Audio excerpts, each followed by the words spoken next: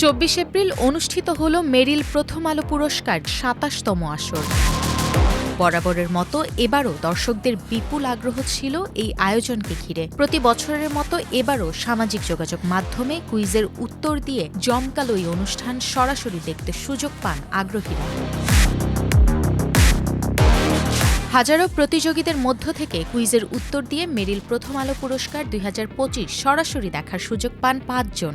বাংলাদেশ চীনমৈত্রী সম্মেলন কেন্দ্রে প্রিয় তারকাদের সঙ্গে অনুষ্ঠানটি উপভোগ করেন তারা। মেরিল প্রথম আলো পুরস্কার অ্যাওয়ার্ডের মতো একটা একটা অংশ হিসেবে আমাকে সুযোগ দেওয়ার জন্য, প্রোগ্রামটি আমাকে সচক্ষে দেখার জন্য আমি আমার আম্মুকে নিয়ে এসেছি। আমার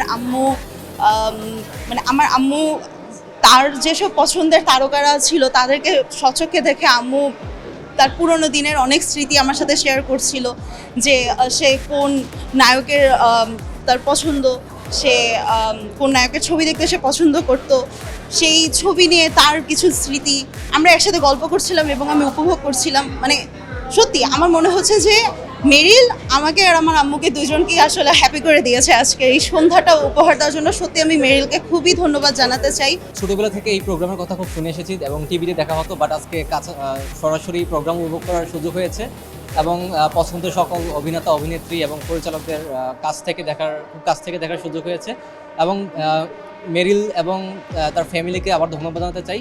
আর মেরিল হচ্ছে আমি নিজে এবং আমার ফ্যামিলি সবসময় এই মেরিলেরই আমরা সাথী, সবসময় ইউজ করে থাকি মেরিল প্রোডাক্ট। আর আজকে তাদের ব্র্যান্ডেড প্রোগ্রামে আসতে পেরে অনেক বেশি আনন্দ উপভোগ করছি। আমার কালচারাল প্রোগ্রাম খুবই ভালো লাগে, সো এবার আসতে পেরেছি, এটা খুব ভালো লাগছে। আর মেরিল প্রথম আলো পুরস্কার প্রোগ্রামটিতে আসার সুযোগ করে দেওয়ার জন্য মেরিলকে এবং স্কয়ার টয়লেট্রিজ লিমিটেডকে অসংখ্য ধন্যবাদ। আমরা সবসময় মেরিল প্রোডাক্টগুলো ব্যবহার করে থাকি, সো মেরিল ব্র্যান্ডেডেরই একটা প্রোগ্রামে আসতে পেরে আমার কাছে খুবই ভালো লাগছে। এর আগে প্রথম আলোর নিয়মিত আয়োজন মেরিল ক্যাফে লাইভের বিশেষ পর্বে ডেকে নেওয়া হয় বিজয়ীদের। সেই পর্বে অতিথি অভিনয় শিল্পী ইরফান সাজ্জাদ তাদের হাতে পুরস্কার তুলে দেন।